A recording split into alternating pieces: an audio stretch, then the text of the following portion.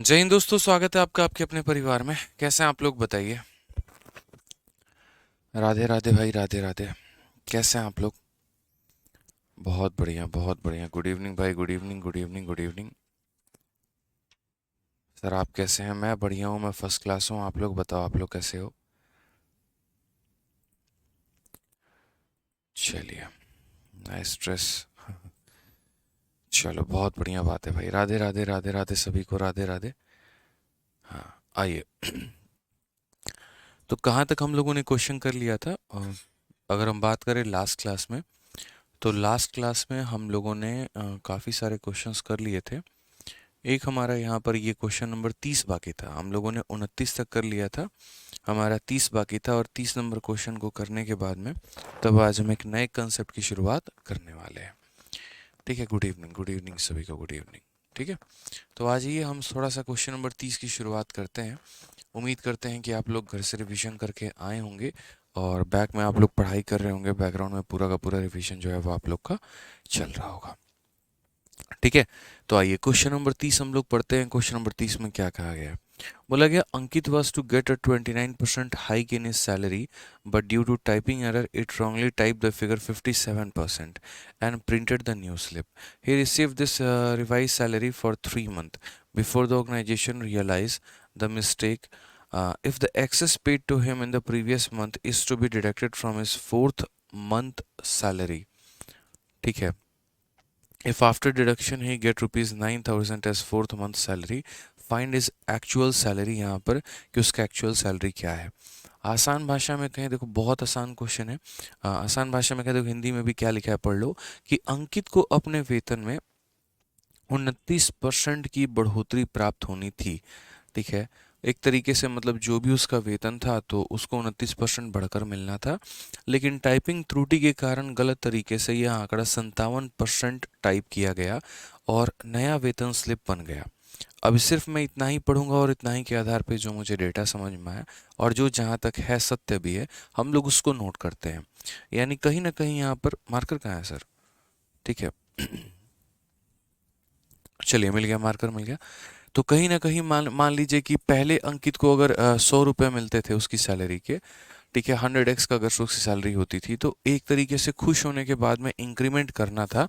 तो अंकित को वेतन में 29% की बढ़ोतरी मिलनी थी। इसका 29% कितना होता है? तो 29 हो गया। तो यानी इसमें 29 बढ़ाकर मिलना था, तो कितना मिलना था? इतना उसको मिलना था। लेकिन टाइपिंग एरर हो गया और टाइपिंग में 29% के जगह पे उसको यहाँ पर कितना का आंकड़ा जो है वो मिला गलत तरीके से। यहाँ आंकड़ा 57% जो है वो टाइप हो गया, तो नया वेतन स्लिप बन गया। अब नया बन गया तो मेरे भाई नया कितना हो गया? तो बोलोगे 57 अगर बढ़ गया तो नया वाला कितना हो गया? तो 157 हो गया मेरे भाई। कितना हो गया? तो 157 हो गया। मिलना इतना था और मिल इतना रहा है उसको। और ऐसी कहानी कब तक चल रही है? तो बोला गया कि सर नया वेतन स्लिप बन गया। संगठन को गलती का एहसास होने से पहले 3 महीने के लिए यह संशोधित वेतन मिलता रहा। मान लो कि मेरा इंक्रीमेंट 1,000 रुपये का होना था, 5,000 रुपये कंपनी ने बढ़ा के भेज दिया। और मैं भला क्यों बोलूँ कंपनी को कि तुम लोगों ने गलती की है? मेरा फ़ायदा हो रहा है यार, मुझे एक्स्ट्रा पैसे मिल रहे हैं। तो मैं कंपनी को बताने जाऊँगा। 3 महीने के बाद में कंपनी को पता चलता है। और 3 महीने के बाद में जब कंपनी को पता चलता है तो कंपनी क्या बोल देगी? अच्छा ठीक है, जाओ जो बढ़ा के दिए सो दिए, अब तुमको पुराना वाला देंगे नहीं। जितना बढ़ा के दी थी कंपनी सारा वसूल ली। तो वही वाली बात है, 3 महीने तक कायदे से यहाँ पर जो है मुझे कितना हर महीने मुझे कितना ज़्यादा मिलता रहा। एक तरीके से बात करें तो यहाँ पर इनका डिफरेंस देखो, 28 का डिफरेंस है। अगर हम यहाँ बात करते हैं इसका डिफरेंस देखो, कितने का डिफरेंस है? 28 का डिफरेंस है। तो प्रत्येक महीने मुझे 28 ज़्यादा मिलता रहा। ठीक है, अब उसके बाद अगर हम बात करते हैं तो क्वेश्चन में क्या बोला गया है? उसे 3 महीने के लिए संशोधित वेतन मिला। अगर पिछले महीने में उसे दिए गए आंतरिक वेतन को उस चौथे वेतन का वेतन से काट दिया जाता है, तो यह कटौती करने के बाद में चौथे महीने के वेतन के रूप में रुपये इतना मिलता है। ठीक है। अगर हम बात करें यहाँ पर कि if the excess paid to him in the previous months, जितना भी पीछे एक्सेस उसको मिला है, ठीक है, अगर उस एक्सेस को डिडक्ट कर लिया जाए चौथे महीने की सैलरी से। अब चौथे महीने का सैलरी कौन सा वाला से काटेगा? फेक वाले से काटेगा, जेन्युइन वाले से काटेगा? तो जेन्युइन वाले से काटेगा। तो मेरा यहाँ पर वही कहना है कि आप यहाँ पर ये देखो, तो एक महीने में आपको एक्सेस कितना मिल रहा है? तो बोलोगे सर एक महीना में जो मुझे एक्सेस मिल रहा है ना, वो ज़्यादा कितना मिल रहा है? तो एक महीने में मुझे 28 एक एक्सेस मिल रहा है। कितना मिल रहा है? तो बोलोगे सर 28 एक एक्सेस हमको मिल रहा है। तो एक महीने में इतना मिला है, तो 3 महीने में जो एक्सेस मिला है वो कितना मिला है? तो इतना इंटू 3, यानी अगर हम बात करेंगे तो बोलेंगे सर 84 एक्स। इतना महीना हमको एक्सेस मिल चुका है। इतना महीना क्या हो गया? हमको बहुत ज़्यादा मिल चुका है। अब बोला गया कि ये कंपनी जितना रुपया ज़्यादा दी थी उसको अगर मानो चौथे महीने की सैलरी से काट लेती है, तो तुम्हारे हाथ में मात्र 9,000 रुपये की तनख्वाह निकल कर आती है। तुम्हारी तनख्वाह है कितनी? तो बोलोगे 129 एक्स। उस 129 एक्स में से अगर कंपनी 84 एक्स काट लेगी, तो तुम्हारे हाथ में जो मिलेगा ना, वो किसके बराबर में होगा? तो 9,000 के बराबर में होगा। तो बोलोगे सर ये किसके बराबर में? 29 से 35 10 45 एक्स। 45 एक्स का मान तुम्हारा कितना निकल कर आएगा? तो बोलोगे सर 9,000। 45 से अगर काटोगे मेरे भाई तो 200 के करीब में आएगा। ये तुम्हारा एक्स का मान होगा। और अगर एक्स का मान 200 के करीब में होगा, तो एक्चुअल सैलरी जो तुम्हारी थी वो हमारी कितनी है? तो अगर हम एक्चुअल की बात करेंगे यार, जो जेन्युइन तुम कमा सकते हो, तो एक्चुअल तुम्हारी कितनी है? 129 एक्स के करीब में है। कितनी है मेरे भाई? तो 129 एक्स। तो यानी 129 इंटू कितना हो जाएगा? 200 हो जाएगा। यानी 200 कितना हो जाएगा? 258 और डबल जीरो, ये करेक्ट आंसर आएगा। कौन सा ऑप्शन है मेरे भाई? तो ऑप्शन नंबर जो है डी फॉर देवसेना है। कौन सा ऑप्शन है? तो option number D for Devasena है।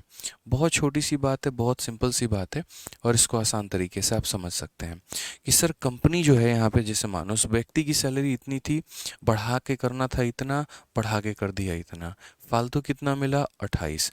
एक महीने में फालतू इतना मिला, तो 3 महीने में कितना फालतू मिल चुका है? 84।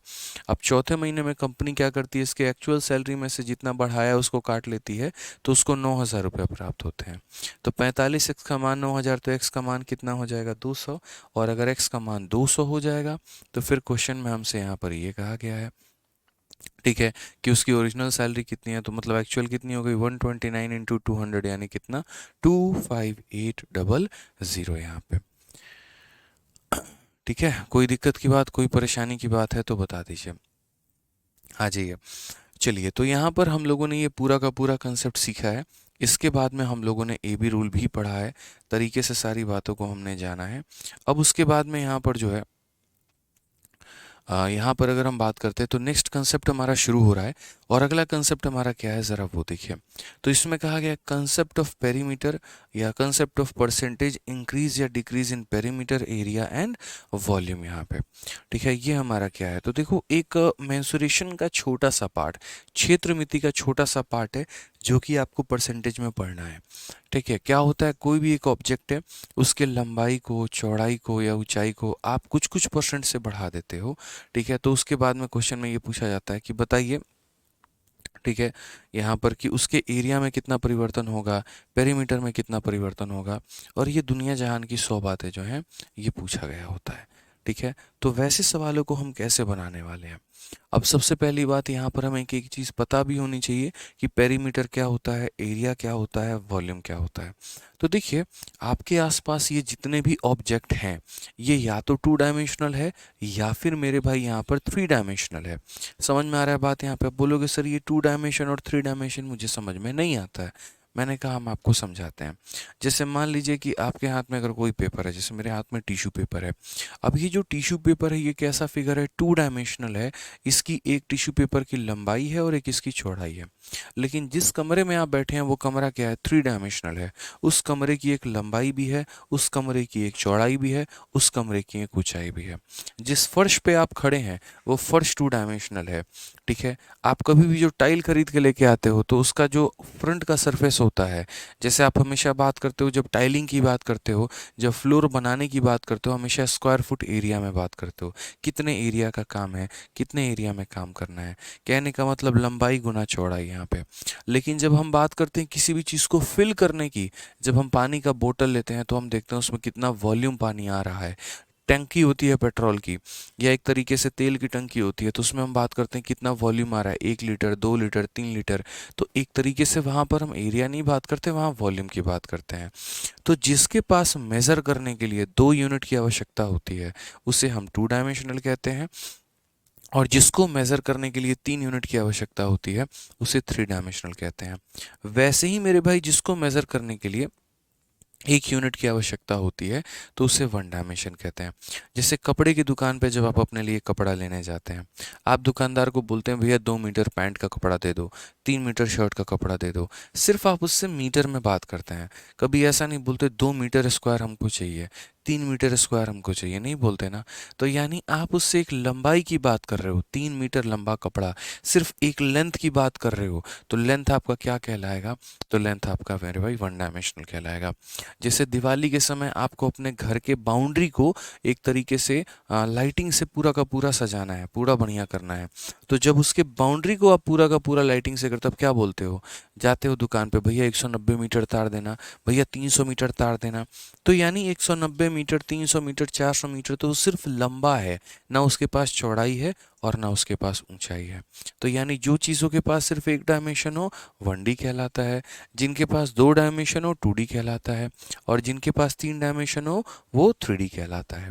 अब 1D की कैटेगरी में कौन कौन आता है, 2D की कैटेगरी में कौन कौन आता है, 3D की कैटेगरी में कौन कौन आता है, वो समझिए। 1D की कैटेगरी में आपका यहाँ पर किसी भी चीज़ की लंबाई, वो मेरे भाई 1D की कैटेगरी में है, लेंथ हो गया, या फिर आप उसके चौड़ाई की बात कर लो, मतलब किसी एक की बात करोगे, लंबाई करोगे तो चौड़ाई नहीं, चौड़ाई करोगे तो लंबाई नहीं, या फिर आप उसके ऊंचाई की बात कर लो, ठीक है। तो ये सारे के सारे क्या हो गए? 1 डायमेंशन हो गए।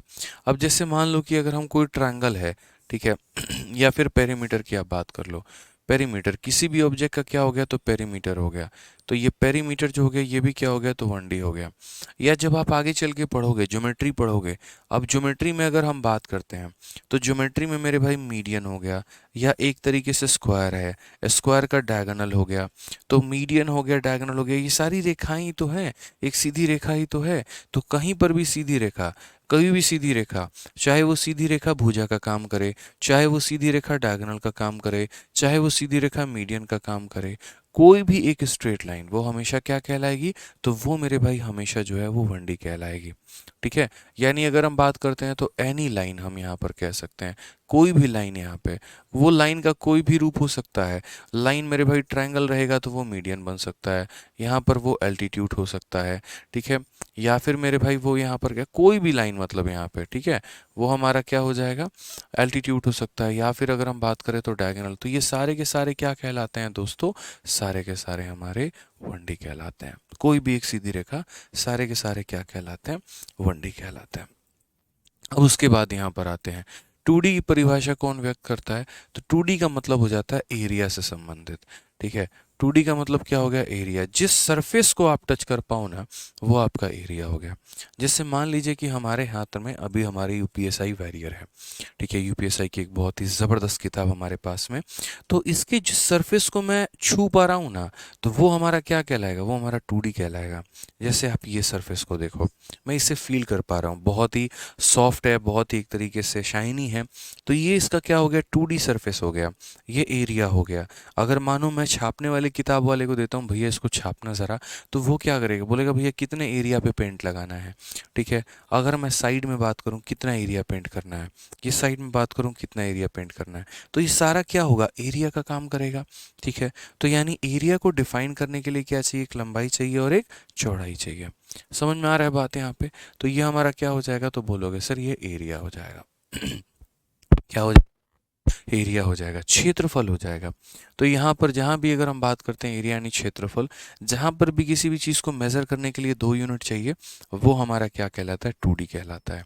कभी वो कर्व सरफेस एरिया हो सकता है, कभी वो टोटल सरफेस एरिया हो सकता है, यानी वक्र पृष्ठ क्षेत्रफल, कुल पृष्ठ क्षेत्रफल, कुछ भी हो सकता है, ठीक है।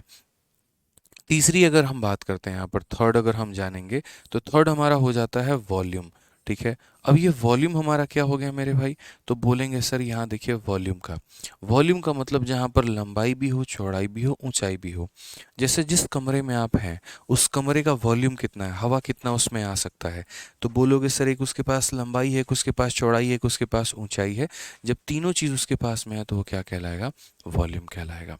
ठीक है। अब मज़े की बात मैं बताऊं तो इसका जब आप स्क्वायर करते हो तो एरिया मिलता है, और इसका जब आप क्यूब करते हो तो क्या मिलता है, वॉल्यूम मिलता है। ठीक है। तो यहाँ पर अगर मान लीजिए कि मेरे पास देखे, जैसे मान लीजिए कि ये डब्बा है हमारे पास में, टिश्यू पेपर का ही डब्बा है हमारे पास में, तो ये जो डब्बा हो गया ये क्या हो गया, 3D हो गया। आप सही से तरीके से देखो, डब्बे के पास एक लंबाई है, एक मेरे पास यहाँ चौड़ाई है, और एक ये हमारा क्या हो गया, ऊंचाई हो गया। तो ये इसका जितना वॉल्यूम होगा उतना ही टिश्यू पेपर ये ले पाएगा, होल्ड कर पाएगा। ठीक है। अब आ जाइए दोस्तों यहाँ पर, तो हमें क्या क्या समझना पड़ेगा। तो हमने यहाँ पर कहा इसका स्क्वायर करने पे ये मिल रहा है, इसका क्यूब करने पे ये मिल रहा है। एग्जामिनर क्या करता है इसी में थोड़ा सा जो है छोटी छोटी बातें जो है इन्हीं के ऊपर में क्वेश्चंस पूछ रहा होता है। अब देखिए यहाँ पर इस बात को समझना, अगर आपको 1D से 1D में जाना है कुछ मत करिए, वही आंसर होगा। 2D से 2D में जाना है कुछ मत करिए, वही आंसर होगा। 3D से 3D में जाना है कुछ मत करिए, वही आंसर होगा। लेकिन अगर आपको 1D से 2D में जाना है तो आप देखिए डबल हो रहा है, तो डबल करने का मतलब क्या करना है, स्क्वायर करना है। अगर आपको 1D से 3D में जाना है यानी ट्रिपल हो रहा है, ट्रिपल करने का मतलब क्या हो गया, क्यूब करना है। आप सही तरीके से अगर आप देख रहे होंगे तो जब आप दुकानदार से कपड़ा मांगते हैं, भैया 2 मीटर कपड़ा देना, तो 1D को मापने के लिए या तो मीटर का इस्तेमाल किया जाता है, सेंटीमीटर का इस्तेमाल किया जाता है, मतलब जो भी यूनिट का इस्तेमाल करते हैं सबके ऊपर में पावर में 1 होता है। जब आप क्षेत्रफल की बात करते हो, ठीक है, जब आप क्षेत्रफल की बात करते हो कि इतना सेंटीमीटर स्क्वायर, जैसे स्क्वायर फुट बोलते हैं, टाइल हमारा इतना स्क्वायर फुट है, ये इतना स्क्वायर फुट है, तो मतलब क्या हो गया, तो वो एरिया जो होता है वो सेंटीमीटर स्क्वायर में होता है या मीटर स्क्वायर में होता है। ठीक है। और अगर हम जब 3D की बात करते हैं तो वॉल्यूम हो गया, वॉल्यूम का मतलब सेंटीमीटर क्यूब या फिर हमारा मीटर क्यूब। तो इसीलिए मैंने कहा कि अगर 1D से 2D में जाना है तो स्क्वायर करना पड़ेगा, 1D से 3D में जाना है तो हमारा क्यूब करना पड़ेगा। ठीक है। हम सारी बातों को बढ़िया तरीके से आप लोगों को समझाएंगे, निश्चिंत होइए। तो सबसे पहले कंसेप्ट ऑफ पेरीमीटर पे आते हैं। एग्जामिनर क्या करता है, छोटी मोटी छेड़छाड़ करते रहता है। जैसे आज मैंने मानो यहाँ पर कि एक बॉक्स बनाया, या ये आईफोन कंपनी है, और इस आईफोन वालों ने क्या बनाया, इन्होंने कहा यार है ना हम एक्सपेरिमेंट करते रहते हैं हमेशा। इन्होंने क्या किया कि जैसे ये मोबाइल का स्क्रीन है, ये इसकी अपनी लंबाई है और ये इसकी अपनी चौड़ाई है। अब इन्होंने जैसे मानो इसकी अपनी लंबाई इसकी अपनी चौड़ाई के साथ में इन्होंने क्या किया, सोचा इसके लंबाई को हम थोड़ा और बढ़ा देते हैं, चौड़ाई को थोड़ा कम कर देते हैं, 10% लंबाई बढ़ा देंगे, 10% चौड़ाई बढ़ा देंगे, तो ओवरऑल हमारा जो होगा एरिया में क्या परिवर्तन होगा, ओवरऑल हमारा डायगोनल में क्या परिवर्तन होगा, ओवरऑल पेरीमीटर में क्या परिवर्तन होगा, वॉल्यूम में क्या परिवर्तन होगा। तो ये ऐसी हजार बातें उनके मन में आएंगी, तो उनके जितने भी मन के सवाल होंगे उन सबका उत्तर हम लोग देंगे यहाँ पे।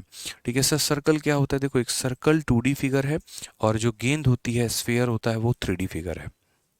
रोहन कुमार, सर्कल जो है वो एक 2D फिगर है, 2 डायमेंशनल है। ठीक है। आइए चलिए, किसी भी चीज़ को अगर आप पन्ने पर बना सकते हैं तो वो 2D है। आप ट्रायंगल बना सकते हो, ट्रायंगल 2D है। सर्कल बना सकते हो, सर्कल 2D है। स्क्वायर बना सकते हो, स्क्वायर 2D है। रेक्टेंगल बना सकते हो, स्क्वायर रेक्टेंगल 2D है। लेकिन क्या आप इस कमरे को इसके ऊपर में बना सकते हो, नहीं ना, तो फिर वो हमारा क्या कहलाएगा, 3D कहलाएगा। आज ये चलिए, तो यहाँ पर अगर हम बात करें तो बोला गया if side of square is increase by 10% then increase in its perimeter and diagonal is. पहली बात, यहाँ पर ये सारे एक ही थाली के चट्टे बट्टे हैं और सारे के सारे एक ही बिरादरी के हैं। बोलोगे किस किस की बिरादरी की बात कर रहे हो आप, सर देखो यहाँ पर ये साइड हो गया, उसके बाद पेरीमीटर हो गया, उसके बाद डायगोनल हो गया। हिंदी में अगर बात करें तो भुजा हो गया, परिमाप हो गया और विकर्ण हो गया। आप सही से देखो यहाँ पे 1D वाला खानदान कितना बड़ा है। यहाँ पर अगर हम बात करें तो भुजा का मतलब आप लेंथ ब्रेथ या हाइट कोई भी एक मान सकते हो। ठीक है। तो ये पूरा पूरा लेंथ ब्रेथ हाइट हो गया, या पेरीमीटर हो गया, या डायगोनल हो गया, सारे मैंने क्या कहा, एक ही खानदान से है। तो एक ही खानदान के किसी भी व्यक्ति को किसी में भी बदलना हो, कुछ भी नहीं करना होता, एज इट इज़ मेरे भाई आंसर बन जाता है। यानी आप एक भाषा में ऐसा कह सकते हैं, सर अगर हम लेंथ को डबल करते हैं तो हमारी चौड़ाई ऑटोमेटिक डबल हो जाती है, हमारी पेरीमीटर ऑटोमेटिक डबल हो जाती है, ये वाली कहानी बढ़ानी होती है। या दूसरे भाषा में अगर परसेंटेज की भाषा में कहें तो आप यहाँ पर ये कह सकते हैं कि जितने परसेंट से हम लेंथ बढ़ाते हैं हमारा पेरीमीटर भी उतने ही परसेंट से बढ़ता है। अगर हम लेंथ को 10% बढ़ाएंगे ना तो पेरीमीटर भी हमारा 10% बढ़ेगा। अगर हम ब्रेथ को 20% बढ़ाएंगे ना तो पेरीमीटर भी हमारा 20% बढ़ेगा। यानी सेम इफेक्टिव चेंज हर किसी में अप्लाई होता है। तो आप नोट बना के लिख सकते हो कि 1D में किसी एक चीज़ को जितने परसेंट से आप बढ़ाते हैं बाकी चीज़ें भी उतने ही परसेंट से बढ़ती हैं। यानी अगर हम बात करते हैं कि अगर हमने लंबाई या किसी ट्रायंगल को, जैसे मान लीजिए कि यहाँ पर ये हमारा एक स्क्वायर हो गया दोस्तों, अगर ये एक स्क्वायर है, आज इसकी भुजा हमारी 10 सेंटीमीटर है, ठीक है। कल के दिन मैंने क्या किया, एक दूसरा स्क्वायर बना लिया जिसकी भुजा मैंने सिर्फ 10% बढ़ाई है। 10 का 10% एक होता है, एक मैंने बढ़ा दिया मतलब 11 कर दिया। तो यहाँ पर इसका जो डायगोनल होगा ना तो वो भी 10% से बढ़ गया होगा। जो ये पेरीमीटर है और जो ये पेरीमीटर है तो ये पेरीमीटर भी कितने से बढ़ गया होगा, 10% से बढ़ गया होगा। तो नोट बना के वही लिखना है कि वेन एवर इंक्रीज, ठीक है, whenever we increase any one quantity of one dimension by x%, then all the other remaining quantity of one dimension increases by the same percentage. जब हम कोई एक चीज़ को 10% से बढ़ाते हैं, ठीक है, तो सारी चीज़ें भी वन डायमेंशन में उतने ही परसेंट से बढ़ती है। तो अगर हमने साइड को यहाँ पर 10 से बढ़ाया है तो पेरीमीटर है या डायगोनल है दोनों कितने से बढ़ेगा, 10 से बढ़ेगा और 10 से बढ़ेगा। क्लियर है ये बात यहाँ पे। परिमाप का मतलब पेरीमीटर होता है, इंग्लिश में परिमाप को हम लोग पेरीमीटर बोलते हैं, ठीक है। आ जाइए नेक्स्ट क्वेश्चन की बात करते हैं। अच्छा, अब देखो पेरीमीटर के भी क्या क्या लैंग्वेज इस्तेमाल होते हैं। तो जैसे आप कोई भी फिगर पढ़ते हो, मान लीजिए कि आप ट्रायंगल पढ़ रहे हो, या मान लीजिए आप स्क्वायर के बारे में पढ़ रहे हो, या आप कोई भी अदर ऑब्जेक्ट पढ़ते हो, तो इनके लिए हमेशा क्या होता है, सम ऑफ ऑल साइड। यहाँ पर क्या इस्तेमाल करते हैं, तो पेरीमीटर शब्द इस्तेमाल करते हैं। सभी भुजाओं को अगर जोड़ोगे ना तो वो क्या इस्तेमाल होगा, पेरीमीटर। लेकिन जब आप वहीं पर मेरे भाई जब आप एक सर्कल की बात पढ़ोगे ना तो सर्कल में उसी पेरीमीटर को किसी और नाम से जाना जाता है और उसे हम क्या कहते हैं, तो सरकमफेरेंस कहते हैं। तो बहुत सारे बच्चे कंफ्यूज हो जाते हैं कि पेरीमीटर अलग है सरकमफेरेंस अलग है। ऐसा मेरे भाई यहाँ पर नहीं है, ठीक है, समझ में आ रहा है बात यहाँ पे, ऐसा मेरे भाई नहीं है यहाँ पे। क्लियर है, ठीक है। तो कोई भी चीज़ है, जैसे कहीं पर भारत में ही आप देख लीजिए, किसी एक स्टेट में उसको किसी और नाम से जाना जाता है, दूसरे स्टेट में उसको किसी और नाम से जाना जाता है, तीसरे स्टेट में कोई भी एक चीज़ है उसको अलग नाम से जाना जाता है, ठीक है। तो वो मेरे भाई क्या होता है, होता तो वैल्यू बात सेम ही है। इसी तरीके से पेरीमीटर जो है मेरे भाई, सर्कल का पेरीमीटर में कभी पेरीमीटर शब्द आप नहीं समझोगे, सरकमफेरेंस आप समझोगे, ठीक है। जैसे ट्रायंगल में क्या होता है, साइड होता है, तो यहाँ साइड के जगह पर क्या मिलेगा आपको, यहाँ पर रेडियस मिलेगा। वहाँ साइड था तो यहाँ पर क्या मिलेगा, रेडियस मिलेगा, ठीक है। यहाँ पर आपको पेरीमीटर जैसे शब्द का इस्तेमाल मिलेगा लेकिन यहाँ पर आपको सरकमफेरेंस मिलेगा। तो टेंशन नहीं लेना है। जैसे साइड और पेरीमीटर दोनों एक ही खानदान से थे, 1D वाले खानदान से, उसी तरीके से रेडियस और सरकमफेरेंस भी दोनों किस खानदान से हैं, तो 1D वाले खानदान से हैं। यानी इनको इसमें जोड़ दिया जाना चाहिए। अगर हम वन डायमेंशन पढ़ रहे हैं तो उस वन डायमेंशन में अगर हम बात करें तो जैसे आप साइड की बात कर लो या फिर आप रेडियस की बात कर लो, ठीक है, या फिर आपने यहाँ पर पेरीमीटर तो लिख ही रखा है, आप सरकमफेरेंस की बात कर लो, सारे के सारे क्या हैं, तो सारे के सारे 1D हैं। यानी अगर हम 10% से रेडियस बढ़ाएंगे सरकमफेरेंस 10% से बढ़ेगा। अगर हम 20% से सरकमफेरेंस बढ़ाएंगे, परिमाप बढ़ाएंगे, तो हमारा जो है 20% से रेडियस यानी त्रिज्या बढ़ेगी। तो ये बात हमें समझने की आवश्यकता है। क्योंकि दोनों सेम है तो अब इसके ऊपर में क्वेश्चन पूछा गया और क्या कहा गया, पढ़िए। इंग्लिश में कहा गया, the radius of a circle is increase by 20%, find the percentage increase in circumference. किसी वृत्त की त्रिज्या में 20% की वृद्धि की जाती है तो परिधि में कितनी की जाएगी।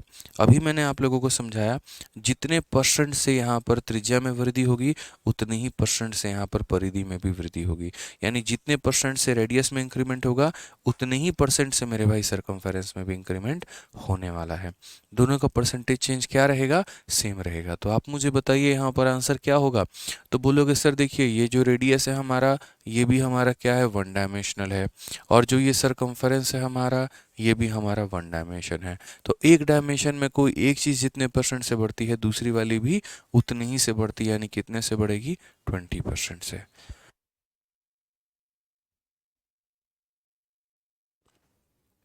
क्लियर है दोस्तों ये बात? कहीं कोई भी परेशानी हो ना तो मुझे ज़रूर बताइएगा आप लोग, सर ये वाला पार्ट मुझे समझ में नहीं आया। तो मुझे नहीं लगता है कि पेरीमीटर वाले पार्ट में कहीं पर किसी भी बच्चे को दिक्कत हुआ होगा। तो कुल मिलाकर 3 पार्ट हमने शुरू में आपसे कहा था कि हमें इस सेक्शन में पढ़ना है। कौन कौन सा पार्ट कहा था? पहला पार्ट मेरे भाई पेरीमीटर था। इसका मतलब यहाँ पर कौन सा पार्ट हो गया? इसका मतलब यहाँ पर 1D हो गया। कि पहला पार्ट जो हमें पढ़ना था वो पेरीमीटर पढ़ना था, यानी 1 डायमेंशन, जो कि हम लोग पढ़ चुके हैं अच्छे से। अभी हम लोगों ने सीखा यहाँ पे कि जैसे मान लीजिए कि 1D का मतलब क्या हो गया? जिसके पास मेज़र करने के लिए कोई एक क्वांटिटी हो। अब उसके बाद हमें एरिया पढ़ना है, वॉल्यूम पढ़ना है। एरिया हमारा क्या है तो बोलोगे सर 2 डायमेंशन हो गया, और वॉल्यूम हमारा क्या है तो बोलोगे सर 3 डायमेंशन हो गया। एक और बात, शुरू में एक बात मैंने सिखाया था, अगर इस संख्या का स्क्वायर करेंगे तो क्या मिलेगा? 2D, और अगर इसका क्यूब करेंगे तो क्या मिलेगा? 3D मिलेगा। ठीक है, याद रखना। चलो, तो अब सीधा सीधा एरिया वाले सवाल में आते हैं। एरिया वाले सवाल में, और एरिया वाले सवाल में मेरे भाई यहाँ पर कैसे कैसे क्वेश्चन है। जैसे मान लीजिए इंक्रीज या डिक्रीज इन एरिया की बात करते हैं। तो इंक्रीज या डिक्रीज इन जब एरिया की बात करेंगे तो इसमें मेरे भाई सवाल कैसे बनेंगे वो समझिए। एक छोटा सा क्वेश्चन हम आपको बता रहे हैं। मान लीजिए कि मेरे पास एक स्क्वायर है, और ये स्क्वायर की क्या भुजा है मुझे यहाँ पर ये नहीं पता है। ठीक है, यहाँ पर इसकी क्या भुजा है मुझे इतनी नहीं पता है, लेकिन मैंने कहा कि इसके मैंने साइड को, ठीक है, इसके मैंने साइड को क्या कर दिया है, इसके मैंने मेरे भाई साइड को यहाँ पर 10% से जो है वो बढ़ा दिया है। तो मुझे यहाँ पर ये बताओ कि अब ये जो स्क्वायर है ये थोड़ा सा बड़ा मिल जाएगा, यहाँ पे कुछ ऐसा मिल जाएगा। तो अब यहाँ पर जो है एरिया हमारा कितने से बढ़ जाएगा? एरिया में हमारा कितने परसेंट का जो है यहाँ पर, कितने परसेंट का आपको इंक्रीज देखने को मिलेगा? साइड अगर 10% से बढ़ाते हैं तो पेरीमीटर 10% से बढ़ता है, क्योंकि वो 1D वाले खानदान में आता है। लेकिन एरिया कितने परसेंट से बढ़ेगा? एरिया तो 2D से आएगा। तो आप क्या बोल दोगे, सर 10 का स्क्वायर कर दो। ऐसा नहीं है, अभी हम आपको समझाते हैं कहानी क्या है। जैसे एक आपके पास में एक ओल्ड फिगर है, और एक आपके पास में मेरे भाई न्यू फिगर है। समझिएगा मेरी बातों को, तो आप लोगों को बढ़िया से क्लैरिटी मिलेगी। तो एक हमारा ओल्ड फिगर था, और एक हमारा न्यू फिगर था। अब हम दोनों को कैसे रिलेट करेंगे वो देखिए। ओल्ड फिगर में जो हमारी साइड थी वो कितनी थी, और नई फिगर की जो साइड है वो कितनी है। तो जब हम 10% से इंक्रीज करने की बात करते हैं तो असल में ये 10% का फ्रैक्शन वैल्यू कितना होता है? 10/100 यानी 1/10 होता है। कितना होता है तो बोलोगे सर 1/10 होता है। ठीक है, तो 1/10 होता है, तो पुराने वाले की भुजा हमारी कितनी होती है? 10 होती है, और नया वाला का भुजा कितना होता है? 11 होता है। ठीक है, तो वही बात मैंने यहाँ पर कहा कि पुरानी वाली भुजा 10 थी, नई वाली भुजा कितनी हो गई? 11 हो गई। पुरानी वाली भुजा कितनी थी? 10 थी, नई वाली भुजा कितनी हो गई? 11 हो गई। ठीक है, अगर मान लो यहाँ पर क्वेश्चन में देखो, मैं यहाँ पर आपसे क्या कहना चाहता हूँ, चलो हम लोग सारी चीज़ों को प्रूव कर लेते हैं कि क्यों पेरीमीटर में 10% का ही चेंज होता है। सारी बातें हम आपको बता देंगे। कई सारे बच्चों के यहाँ पर सवाल है कि नहीं सर प्रूफ कर दीजिए, पेरीमीटर भी प्रूफ कर दीजिए, एरिया भी प्रूफ कर दीजिए। तो हम आपको यहाँ पर दोनों केस, दोनों सिनेरियो में एक बार थोड़ा सा कॉन्ट्रास्ट लेकर आते हैं, और हम आपको समझाते हैं। एक बार ये हमारा ओल्ड केस है। ओल्ड केस में यहाँ पर क्या होगा, तो ओल्ड केस में अगर हम साइड की बात करेंगे मेरे भाई, तो साइड हमारा मान लेते हैं कितना, तो साइड हम मान लेते हैं 10 है। तो यहाँ पर न्यू वाले केस में हमारी साइड कितनी होगी, तो साइड जो होगी वो मेरे भाई यहाँ पर 11 हो जाएगी। क्लियर है ये बात? अब पुराने वाले केस में हमारा जो साइड है अगर 10 है, तो सबसे पहला पॉइंट यहाँ पर, सबसे पहला पॉइंट यहाँ पर पेरीमीटर निकालना जरा एक स्क्वायर का। तो बोलोगे सर पेरीमीटर अगर मुझे निकालना है, तो पेरीमीटर यानी परिमाप, तो कितना होता है? 4 इंटू साइड होता है, यानी कहने का मतलब 4 इंटू 10 हमारा 40 हो जाएगा। अगर हम यहाँ पर एरिया की बात करते हैं तो पुराने वाले का एरिया कितना होगा, तो एरिया का स्क्वायर का एरिया ए स्क्वायर के बराबर में होता है। मेंसुरेशन में पढ़ेंगे आप लोग, तो बोलेंगे सर 10 इंटू 10 यानी कितना हो जाएगा? 100 हो जाएगा। ठीक है, उसके बाद यहाँ पे आपने एरिया जैसे निकाला है, एरिया के पहले आप एक और शब्द निकाल सकते हो, आप यहाँ पर डायगोनल भी निकाल सकते हो। जैसे डायगोनल हमारा कितना होता है, तो कोई भी स्क्वायर का जो डायगोनल होता है वो हमारा √2a के बराबर में होता है। √2 इंटू ए यानी 10 इंटू √2, तो हो जाएगा 10√2। ठीक है, तो अगर उसका पेरीमीटर देखेंगे 40, उसका डायगोनल देखेंगे इतना, उसका एरिया देखेंगे इतना। अब नया वाला का हम बात करते हैं, और नया वाला में सारी बातें हम सेम देखते हैं कि हमारा मेरे भाई नया वाला में सारा कहानी क्या है। तो नया वाला में सबसे पहले जो हम देखेंगे वो पेरीमीटर ही देखेंगे। तो नया वाला का पेरीमीटर कितना होगा, तो बोलोगे सर नया वाले का जो पेरीमीटर होगा वो 4 इंटू उसका साइड के बराबर, यानी 4 इंटू 11 कितना हो जाएगा, 44 हो जाएगा। 4 इंटू साइड यानी 44 हो जाएगा। नया वाला का अगर हम डायगोनल देखना पसंद करेंगे तो नया वाला का डायगोनल हमारा कितना होगा, तो जो भी साइड होता है उसमें √2 से गुना कर देते हैं, जो भी साइड होता है उसमें √2 से गुना कर देते हैं। तो 11 साइड है तो 11 √2 हो जाएगा। और नया वाला का हमारा एरिया किसके बराबर में होगा, तो बोलोगे सर साइड का स्क्वायर करना होता है, साइड का स्क्वायर करना होता है। तो 11 का स्क्वायर करेंगे तो कितना हो जाएगा, 121 हो जाएगा। ठीक है, अगर पुराने वाले की भुजा ये है तो उसके आधार पर उसका पेरीमीटर इतना होगा, उसके आधार पर उसका डायगोनल इतना होगा, उसके आधार पर उसका एरिया इतना होगा। अगर नए वाले की भुजा हमारी इतनी हो गई तो उसके आधार पे पेरीमीटर इतना, डायगोनल इतना, एरिया इतना। ये एग्जांपल आपको समझाने के लिए है, पेपर में आपको ऐसे नहीं करना है। तो हम लोग एक बार देखते हैं कि चलिए पुराना से नया तक आने में परसेंटेज ग्रोथ कितने का हुआ, परसेंटेज इंक्रीज जो हुआ वो मेरे भाई कितने का हुआ, कितने परसेंट का हमने इंक्रीज कर लिया। हम यहाँ पर ये देखते हैं पुराना से नया जंप करने में क्या भला हुआ, क्या मतलब कितना परसेंट हमने इंक्रीज किया। तो हम यहाँ पर क्या कहेंगे, 40 से आप 44 बन गए। पहले आप 40 रुपये कमाते थे, अब आप 44 कमाने लगे। आपने कितने का इंक्रीमेंट किया, तो बोलोगे 4 का इंक्रीज हुआ। कितने के ऊपर में हुआ है, तो 40 के ऊपर में। तो 4/40 इंटू कितना करेंगे, तो 100 करेंगे। 4/40 इंटू कितना करेंगे, 100। तो मेरे भाई यहाँ पर कितना हो जाएगा, 10% का इंक्रीज आपका हुआ है। कितने का इंक्रीज हुआ है, तो 10% का इंक्रीज हमारा हुआ है। एक बच्चा कह रहा है साइड 11 कहाँ से आया है। मैंने आपको पहले भी कहा है कि नीचे वाले को हमेशा ओरिजिनल मानते हैं, नीचे वाले में ऊपर वाले को जोड़ देते हैं तो फाइनल आ जाता है। यानी अगर पुरानी साइड हमारी 10 थी तो नया मतलब 10 + 1 यानी कितना हो जाएगा, 11 हो जाएगा। तो वो यहाँ से आया है। ठीक है। ठीक है, कोई दिक्कत की बात है यहाँ पे, कोई परेशानी की बात है। अब यहाँ देख लीजिए डायगोनल हमारा 10 √2 है और यहाँ डायगोनल 11 √2 हो गया। ठीक है, तो यहाँ इसका √2 के 10 लोग हैं और √2 के 11 लोग हैं। इंक्रीमेंट कितनी की हुई है, 1 √2 की। 10 √2 से 11 √2 हो गया। इंक्रीमेंट कितने का हुआ, तो 1 √2 का इंक्रीमेंट हुआ है। 1 √2 को हम ऐसे लिख सकते हैं। और ये इंक्रीमेंट कितने के ऊपर में हुआ है, तो ये इंक्रीमेंट हमारा 10 √2 के ऊपर में हुआ है। इंटू कितना करेंगे, तो 100%। यानी यहाँ पर जो परसेंटेज इंक्रीज की बात की गई, तो ये हमारा कितने परसेंट से बढ़ा, तो 10% से बढ़ा। ये कितने से बढ़ा, तो 10% से बढ़ा। अश्विन आप ही के सवाल का भी जवाब देंगे, सब्र करिए पहले। अब एरिया की बात करते हैं। एरिया यहाँ पर 100 था, एरिया यहाँ पर 121 हो गया। कितने का इंक्रीमेंट हुआ है, तो बोलोगे 21 का। कितने का इंक्रीमेंट हुआ है, तो बोलोगे 21 का। कितने के ऊपर में, तो 100 के ऊपर में। तो 21/100 इंटू कितना हो जाएगा, तो 100% हो जाएगा। तो कितना आएगा, 21% मेरे भाई आएगा। तो आप लोग ज़रा गौर से देखिए, आपने यहाँ पर जो साइड है वो कितना परसेंट बढ़ाया था, 10%। आपने साइड कितना बढ़ाया था, तो बोलोगे 10%। अब गौर से देखो पेरीमीटर कितने परसेंट से बढ़ा है, 10% से। डायगोनल कितने परसेंट से बढ़ा है, 10% से। लेकिन एरिया कितने परसेंट से बढ़ा है, 21% से। यही बात हम आपको समझाने की कोशिश कर रहे थे कि जितने परसेंट से तुम साइड को बढ़ाओगे उतने ही परसेंट से तुम्हारा पेरीमीटर बढ़ेगा, उतने ही परसेंट से तुम्हारा डायगोनल बढ़ेगा, क्योंकि सारे के सारे वन डायमेंशनल है।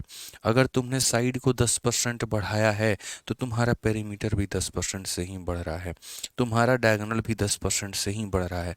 तुम अगर साइड को 20% से बढ़ाओगे तो पेरीमीटर यानी परिमाप और डायगोनल यानी विकर्ण दोनों 20% से ही बढ़ेगा। अगर साइड 20% से तो दोनों 20% से, साइड 30% से तो दोनों 30% से। अब बड़ा सवाल यहाँ पर ये उठता है कि साइड को अगर हमने 10% से बढ़ा दिया तो ये एरिया 21% से कैसे बढ़ गया, और ये बढ़ गया तो हम इसे कैलकुलेट कहाँ से करेंगे। ठीक है, समझिए इस बात को लेकर यहाँ पे इसे हम कैसे कैलकुलेट करेंगे ये बताओ। एक बच्चा कहता है पेरीमीटर में 4a कहाँ से आ गया। मालिक प्रभु आशुतोष पांडे जी, मालिक देखिए कोई भी एक स्क्वायर होता है ना, एक वर्ग होता है ना, तो उसका पेरीमीटर 4a होता है। और ये चौथी क्लास में पढ़ाया जाता है कि एक स्क्वायर का जो पेरीमीटर होता है वो 4a के बराबर में होता है। समझ में आ गया बात यहाँ पे। एक बच्चा कह रहा है ये 4/40 कहाँ से आ गया। कान में रुई डाल के बैठे हो क्या जब बोल रहे हैं, तो पूरा फोकस रखो क्लास के ऊपर में, कंसंट्रेशन रखो यहाँ पे। 11 कहाँ से आ गया, 4/40 कहाँ से आ गया। कान में रुई डाल के मत बैठो, जब पढ़ा रहे हैं ना तो बोर्ड के ऊपर में फोकस रखो, नहीं तो पता चले वीडियो यहाँ पे चला दिए हैं, उधर बाकी लोगों के ऊपर में ध्यान है और बकैती में ध्यान है, और जब निकल गया तो पूछते हो कि यार ये कहाँ से आ गया। और रिवाइंड करके देख लेना, पता चल जाएगा कहाँ से आ गया। तो बस इतना बोलेंगे। अब इम्पॉर्टेंट ये कंसर्न हो जाता है कि ये 21% जो है ये कहाँ से आया। अब ये 21% की यदि हम बात करें कि ये कहाँ से आया है, इसको कैसे कैलकुलेट करोगे। तो ये 21% को कैलकुलेट करने के लिए हमारे पास दो तरह के मेथड होते हैं, और वो मेथड कैसे होते हैं वो समझो। जैसे मानो परसेंटेज धरती पे दो प्रकार के होते हैं, ठीक है। और ये दो प्रकार के परसेंटेज कौन कौन से होते हैं, तो जैसे मानो कि आपने एक पढ़ा होगा ऐसे 10% है, या फिर आपने पढ़ा 11% है, या फिर आपने पढ़ा 12% से है, ठीक है। समझ में आ रहा है बात यहाँ पे। इस तरीके से आपने कर करके परसेंटेज पढ़े, जैसे मानो 25 आपने पढ़ लिया, या एक तरीके से 21% आपने पढ़ लिया, एक ये हो गया। दूसरा कौन सा है, दूसरा जो फ्रैक्शन वाला है, जैसे 7 सही 1/7% हो गया, ठीक है। दूसरा हमारा 14 सही 2/7% हो गया, या फिर हमारा मेरे भाई 9 सही 1/11% हो गया। तो ये वाला दूसरा हो गया हमारा। तो ये हमारा क्या हो गया, सेकेंड हो गया। अब जब ऐसे वाले परसेंट को सॉल्व करना होता है, तो बस अभी मेरी इतनी बात मान के चलो, आपको एक मेथड लगाना होता है जिसे हम क्या कहते हैं, तो जिसे हम बात करते हैं सक्सेसिव मेथड। क्या लगाते हैं, तो सक्सेसिव मेथड मेरे भाई लगाते हैं, ठीक है। सक्सेसिव मेथड अप्लाई करते हैं। और अगर हम बात करेंगे हम ये वाले सारे परसेंटेज को, तो इनको मेरे भाई सॉल्व करने के लिए हम क्या इस्तेमाल करेंगे, तो हम यहाँ इस्तेमाल करेंगे रेशियो मेथड की। क्या इस्तेमाल करेंगे, तो रेशियो मेथड के इस्तेमाल करेंगे।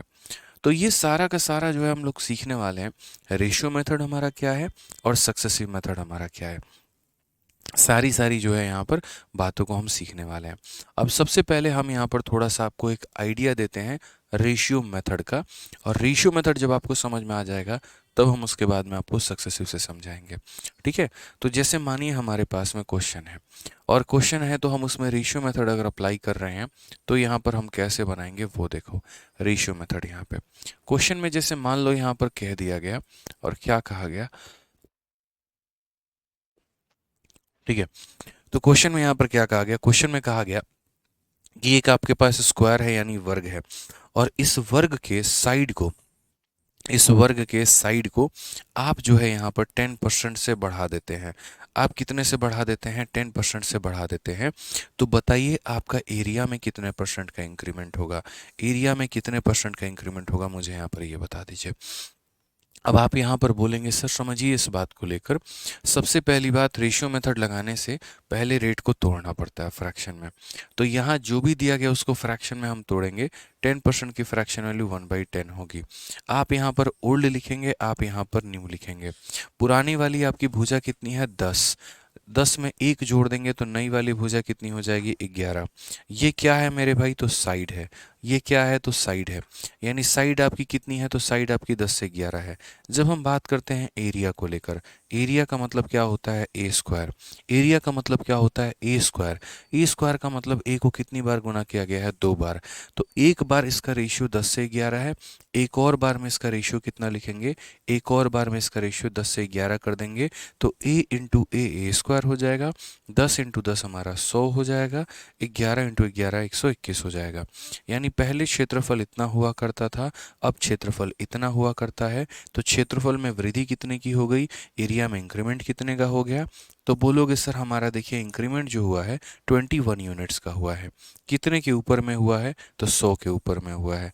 और परसेंटेज में बदलने के लिए किससे गुना करेंगे, तो 100 से गुना करेंगे।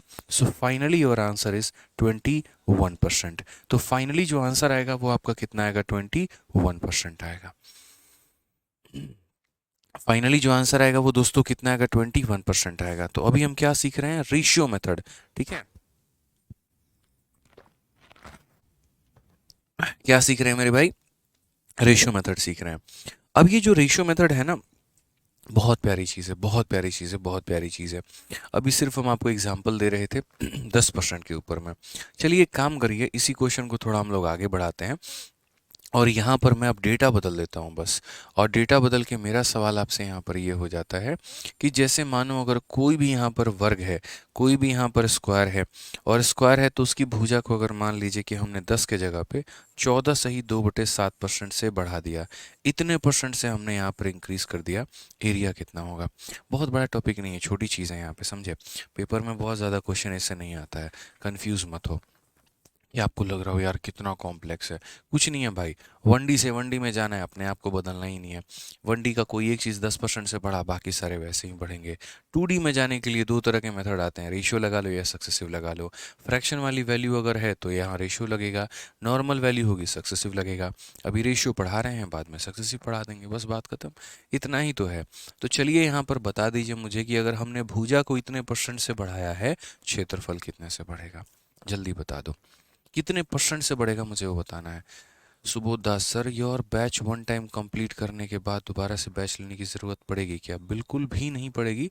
ऐसा नहीं है कि एक बार आप बैच पढ़ लेते हैं दोबारा से पढ़ने की आवश्यकता है, बिल्कुल भी नहीं। आप दोबारा से प्रैक्टिस करिए, ठीक है। वीडियो को आपने एक बार दो बार देख लिया, दैट्स एनफ, उतना काफ़ी है। उसके बाद में आप जो है अपने पास में ये सीजल वैरियर हमारी हो गई, ये सीजल वैरियर वाली किताब से पूरे की पूरी मेरे भाई क्वेश्चंस को लगा दीजिए। इससे ज़्यादा आपको और कुछ नहीं करना है, बस इतना काम काफ़ी है, इतना ऑथेंटिक है। इससे ज़्यादा आपको और कुछ करने की आवश्यकता नहीं है। जितने क्वेश्चन इसमें दिए गए हैं वो सारा करिए। और अभी तो इसका सेकंड एडिशन हम लेकर आ रहे हैं, एक हफ्ते 10 दिन के बाद में इसका सेकंड एडिशन भी आ जाएगा हमारे पास में। तो जो सेकंड एडिशन आ जाएगा तो सिर्फ और सिर्फ आपको किससे करना होगा, सेकंड एडिशन से।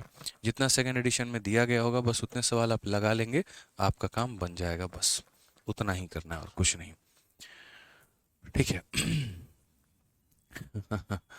आनंद मोहन रॉय, चलो कितना आया आप लोगों का आंसर बताइए। बहुत शानदार। कोई बच्चा कह रहा है 25%, कोई देखिए रेशियो हमने आपसे नहीं पूछा था, हमने कितना परसेंट आया वो पूछा था। तो आप लोग अगर देखेंगे दोस्तों, तो सबसे पहले बोलेंगे सर आपने कहा था ये परसेंटेज को तोड़ने को। तो जब हम इस परसेंट को तोड़ेंगे तो ये हमारा किसके बराबर में होगा, तो 1/7 के बराबर में होगा। किसके बराबर में होगा, 1/7 के बराबर में, यानी इंक्रीमेंट हमारा होगा। तो हम बोलेंगे ये हमारा ओल्ड है और ये हमारा क्या है, तो न्यू है। ओल्ड है और ये हमारा क्या है, तो न्यू है। अगर हम बात करते हैं जैसे वैल्यू हमारी कितनी हो गई, 7, 7 में एक बढ़ा दिया तो कितना हो गया, 8, ठीक है। तो यहाँ पर ये क्या हो गया, तो ये हमारा साइड के बराबर हो गया। क्या हो गया, तो ये साइड हो गया। क्या हो गया, तो साइड, यानी वैल्यू हमारी कितनी हो गई। तो बोलोगे सर साइड हमारी 7 से 8 हो गई, पुरानी भुजा 7 थी, नई भुजा 8 हो गई, ठीक है। यानी ये हमारा क्या हो गया, साइड हो गया। अब साइड की बात हम करते हैं। दूसरी बात हमें क्या निकालना है, एरिया निकालना है। एरिया का मतलब साइड का स्क्वायर यानी ए का स्क्वायर। तो ए का स्क्वायर कैसे आएगा, जब ए को 2 से गुना करोगे, तो ए को 2 बार गुना करोगे तो 7 से 8 हो गया। तो एक और बार ये वापस से क्या होगा, 7 से 8 होगा। यही मैंने कहा था, स्क्वायर करते हैं।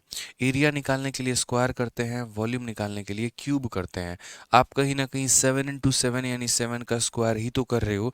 7 × 7 यानी 49, क्या कर रहे हो, 7 का स्क्वायर।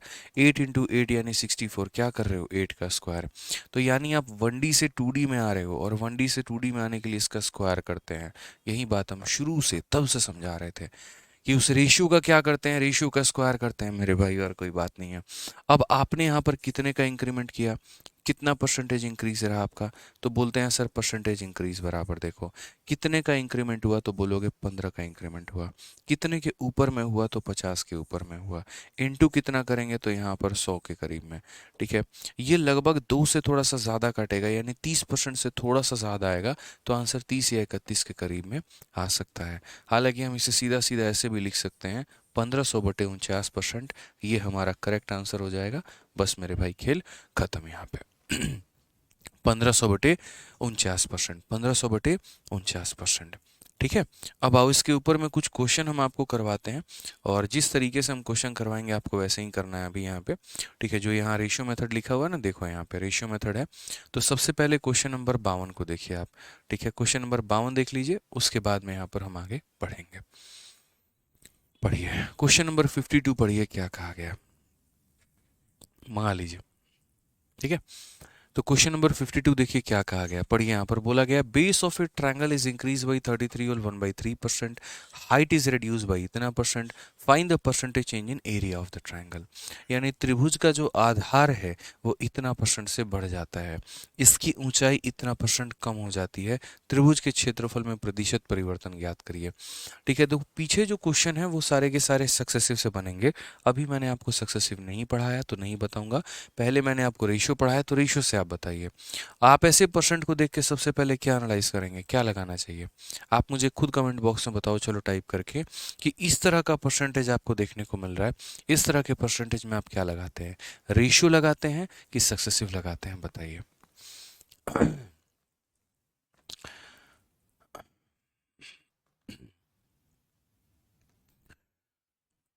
सर मज़ा आ जाता है क्लास में। चलिए बहुत बढ़िया बात है, मज़ा आना भी चाहिए। देखो मुझे लगता है कि गणित एक ऐसी चीज़ है कि अगर वो जितना समझ में आने लगे ना तो उसका नशा उस तरीके से बढ़ने लगता है। ठीक है, उतना मज़ा आता है उसे पढ़ने में, उतना हम और ज़्यादा इंगेज करते हैं अपने आप को लेकर वहाँ पे। तो सारा खेल समझ का होता है। पढ़ना कौन नहीं चाहता है, हर कोई पढ़ना चाहता है। कौन सीखना नहीं चाहता, हर कोई सीखना चाहता है। सारा खेल वो इंटरेस्ट का होता है। कोई चीज़ अगर हमें इंटरेस्टिंग लगने लगी, अब जैसे देखो आप जिससे चैट करते हो, अगर सामने वाले से चैट करने में मज़ा आने लगे, बात मेरे भाई बढ़िया मनने लगे, तो क्या होता है, आधे घंटे की जगह 1 घंटे हो गए, 1.5 घंटे हो गए, पता ही नहीं चला वक्त का। ठीक है, लेकिन अगर वहीं सामने वाला पर्सन बोरिंग निकला तो जल्दी से जल्दी छुटकारा पाना चाहोगे। हालांकि बेरोजगार लोगों को कोई भी बोरिंग नहीं लगता है, उनको सब लोग इंटरेस्टिंग ही लगते हैं। ठीक है, तो वाली बात है, यहाँ पर गणित भी वैसा ही है। बनने लगा, इंटरेस्टिंग है तो आधे घंटे की जगह 1 घंटे पढ़ लोगे, इंटरेस्टिंग नहीं लगा तो क्या करोगे फिर मेरे भाई, छोड़ दोगे। ठीक है, तो सारा है। तो अब जैसे ऐसा परसेंट हमने देखा तो हमारे मन में सुविचार क्या आया, तो हमारे मन में जो सुविचार आया यहाँ पर वो ये आया कि हम एक काम करते हैं हम जो है यहाँ पर, ठीक है, इसमें रेशियो मेथड का इस्तेमाल करते हैं। अब देखिए जब आप एक ट्रायंगल के बारे में पढ़ते हैं तो ट्रायंगल का मेरे भाई क्या होता है, ट्रायंगल का ये हमारा बेस होता है जिसे हम कहते हैं बी हो गया, और ये ट्रायंगल में हमारा, त्रिभुज में हमारा हाइट होता है जिसे एच कहते हैं। तो ट्रायंगल का जो एरिया होता है ना, एरिया दोस्त, तो एरिया हमारा क्या होता है, तो बोलोगे एरिया हमारा half into base into height होता है। हाफ इंटू बेस इंटू क्या होता है, हाइट होता है। कभी भी जब आप प्रतिशत पढ़ रहे हैं और प्रतिशत में आपको अगर ये कह दिया जाए कि आपने यहाँ पर फलानी चीज़ को इतने परसेंट से बढ़ाया, फलानी चीज़ को इतने परसेंट से बढ़ाया, तो क्षेत्रफल आपका कितने से बढ़ेगा, तो यहाँ पर जो है कितने परसेंट से बढ़ेगा, तो हम यहाँ पर ये बोलेंगे कि भैया बात ऐसी है यहाँ पे कि उसको पता करने के लिए इस कांस्टेंट टर्म का कोई इस्तेमाल नहीं होता है, कोई आवश्यकता नहीं होती है, कांस्टेंट की कोई भी आवश्यकता नहीं होती है। समझ में आ रहा है बात? अब बोलोगे सर कैसे, देखो अभी समझाते हैं। ट्रायंगल केस की बात है, तो ट्रायंगल में अगर हम बात करेंगे तो ट्रायंगल में हमारा यहाँ पर एक ओल्ड केस हो जाएगा और एक हमारा यहाँ पर न्यू केस हो जाएगा। एक हमारा ओल्ड केस हो जाएगा, एक हमारा न्यू केस हो जाएगा।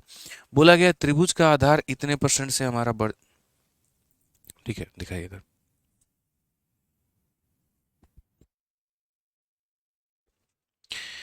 तो यहाँ पर अगर हम बात करते हैं तो बोला गया ओल्ड हो गया, न्यू हो गया, तो base of a triangle is increase by इतना परसेंट, और हाइट को जो है वो रिड्यूस किया गया इतने परसेंट से, परसेंटेज चेंज इन एरिया।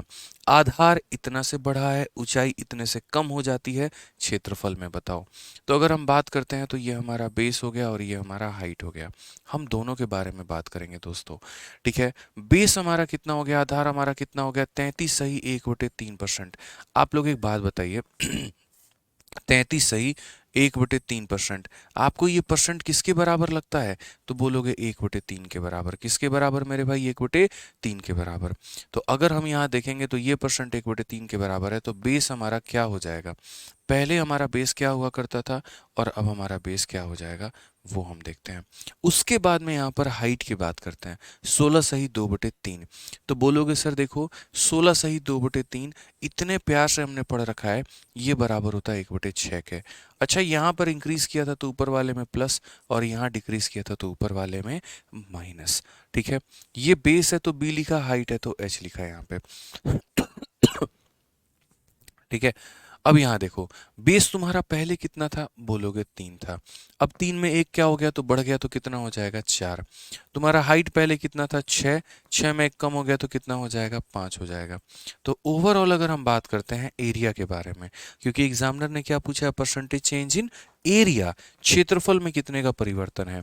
तो अगर हम एरिया की बात करते हैं तो यहाँ पर हम एरिया में क्या बोलेंगे, तो एरिया में बोलेंगे half into base into height, यानी हाफ इंटू 3 इंटू कितना हो जाएगा 6 हो जाएगा, और यहाँ पर क्या हो जाएगा हाफ इंटू इसका एरिया क्या होगा, तो बेस 4 है और हाइट 5 है। मैं वही बात समझाने की कोशिश कर रहा था कि जब भी आप दो टर्म को कंपेयर करते हो ना, ठीक है, और यदि उनमें कोई भी कांस्टेंट टर्म होता है तो वो कांस्टेंट टर्म एक दूसरे को काट देता है।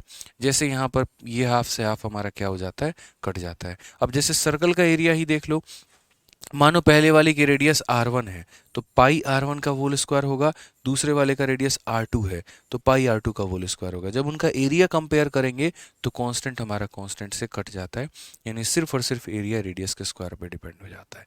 तो यही फायदा होता है कि जब हम एक तरीके से पढ़ रहे होते हैं ना, आपका परसेंटेज में कितने परसेंट से इंक्रीज होगा या कितने परसेंट से डिक्रीज होगा, तो जो कांस्टेंट वाली क्वांटिटी होती है वो क्या हो जाती है, खत्म। ठीक है। तो यहाँ पर देखो एरिया हमारा कितना है, तो बोलोगे 18 है, और ये एरिया हो कितना गया, तो 20 हो गया। आप चाहो तो यहाँ पर और भी चीज़ों को काट सकते हो, जैसे आप चाहो तो 2 से काटोगे 3 बार में और 2 से काटोगे 2 बार में, तो बोलोगे एरिया हमारा 9 था, एरिया हमारा 10 हो गया। इंक्रीज हुआ कि नहीं हुआ जनाब, तो बिल्कुल इंक्रीज हुआ है। कितने का इंक्रीज हुआ है, तो 1 का इंक्रीमेंट हुआ है। कितने के ऊपर में, 9 के ऊपर में, इंटू कितना करेंगे, तो 100%। 1/9 पूरी कायनात को पता है कि 1/9 कितना होता है, और नहीं पता तो पहले वाला लेक्चर देखो, बता रखे हैं। 1/9 11 सही 1/9% होता है। Option number D for Devasena.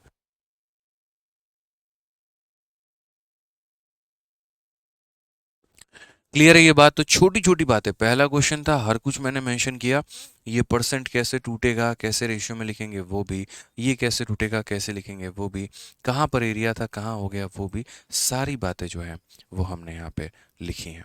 ठीक है। आइए एक और क्वेश्चन सेम उसी तरीके से, बस हमने यहाँ पर जो है वो डेटा को बदल दिया है और यहाँ डेटा थोड़ा सा डिफरेंट कर दिया है। इस क्वेश्चन में हमने कह दिया है कि base of a triangle is increase by इतना percent, height is reduce by इतना percent, find the percentage change in area. ठीक है, कि त्रिभुज का जो आधार है वो इतना से बढ़ा देते हैं, इसकी ऊंचाई को इतना से कम कर देते हैं, तो क्षेत्रफल में प्रतिशत परिवर्तन बताया जाए कितना होगा। चलो बताओ, बताइए जल्दी से, बताओ भाई जल्दी बताओ। तो सबसे पहले यहाँ देखो, 16 सही 2/3% है, तो ये जो परसेंट होगा हमारा, ये किसके बराबर में होगा, तो 1/6 के बराबर में। किसके बराबर में, 1/6 के बराबर में। तो ये हम क्या कर रहे हैं, इंक्रीज कर रहे हैं, तो ये 1/6 हो गया। ठीक है। उसके बाद में अगर हम हाइट के बारे में बात करते हैं, 33 सही 1/3 के बराबर। अब ये जो हमारा हो गया, ये किसके बराबर है, तो 1/3 के बराबर में। ठीक है। अब यहाँ पर अगर हम देखते हैं तो हम यहाँ पर क्या क्या बोलेंगे, तो बोलेंगे सर ये बेस है और ये हमारा क्या है, तो हाइट है। बेस है और ये हमारा क्या है सर, हाइट है। ठीक है। यहाँ पर अगर आप वैल्यू को देखोगे सर, बेस पहले कितना था 6, उसमें एक बढ़ गया कितना हो गया 7, यहाँ पर बेस कितना था 3, एक कम कर दिया कितना हो गया 2। समझ गए मेरी बातों को यहाँ पे। ठीक है। क्लियर है। अब उसके बाद में अगर हम बात करते हैं तो हम यहाँ पर क्या बोलेंगे, बोलेंगे सर एरिया, सिर्फ इन्हीं दोनों की आवश्यकता है। ठीक है। तो यहाँ पर अगर हम देखेंगे 6 × 3 हमारा कितना हो जाएगा 18, और 7 × 2 हमारा हो जाएगा 14। अगर कटे तो यहीं पर काट दो, 2 से 9 बार में, 2 से 7 बार में, तो वैल्यू हमारी 9 से 7 हो गई। यानी परसेंटेज डिक्रीज हमारा कितने का हो गया, तो परसेंटेज डिक्रीज हमारा 2 का डिक्रीज है। कितने के ऊपर में, 9 के ऊपर में, इंटू कितना है, तो 100%। तो 2/9 इंटू 100%, 2/9 इंटू कितना परसेंट, 100%। क्या आप मुझे भाई एक बात बताओ, 2/9 का मान आपको नहीं पता है? बोलोगे गुरुदेव कैसे नहीं पता है, फिक्स है, पूरी कायनात जानती है। 1/9 को अगर हम यहाँ पर गुना करते हैं, या 1/9 जो होता है परसेंटेज में, उसका मान किसके बराबर में, 11 सही 1/9 के। तो अगर हम 2/9 की बात करते हैं तो 2/9 हमारा कितना होगा, जस्ट इसका डबल, 11 का डबल 22, 1 का डबल 2, और ये हमारा इतना परसेंट है।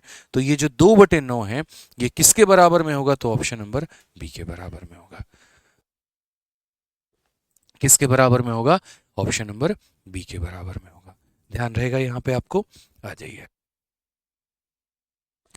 अब ऐसा नहीं है यहाँ पर कि मतलब जो है सो जो हमारा 10% है, 20% है, 25% है, 24% है, उनको हम सक्सेसिव से करेंगे और मिक्स फ्रैक्शन वाले को रेशियो से। मतलब आप किसी को किसी से भी कर सकते हो, लेकिन वो बाइफर्केशन करने का रीज़न यहाँ पर यही होता है कि हमारा थोड़ा सवाल आसान बन जाए। जैसे शुरू में अगर हम बात करते हैं ना, तो शुरू में मैंने जब आपको ये पूरी पूरी बात बताई थी, ये पूरी मैंने कहानी बताई थी कि ऐसा परसेंट आ जाए तो सक्सेसिव लगा लेना और ऐसा आ जाए तो रेशियो लगा लेना, तो ऐसा ज़रूरी नहीं है। आप ये सभी को रेशियो से कर सकते हो और इसको भी सक्सेसिव से कर सकते हो, बस वो थोड़ा सा कॉम्प्लेक्स बनाता है सवाल को। और क्वेश्चन कॉम्प्लेक्स बने तो मज़ा किसको आता है? किसी को भी नहीं। इसीलिए हम लोग आसान भाषा में ऐसे वाले को रेशियो में अप्लाई करते हैं और ऐसे वाले को सक्सेसिव से बनाते हैं। बाकी 10% में आप रेशियो भी लगा सकते हो, सक्सेसिव भी लगा सकते हो, दोनों आसान पड़ता है। 25% में सक्सेसिव भी लगा सकते हो, रेशियो भी लगा सकते हो, दोनों आसान पड़ता है। दोनों आपकी अपने मन की उपज है, आपकी अपनी इच्छा है। तो जैसे इसमें एक क्वेश्चन है हमारे पास में, और उस क्वेश्चन की अगर हम बात करें यहाँ पर फिलहाल, ठीक है, कौन से क्वेश्चन की अगर हम बात करते हैं।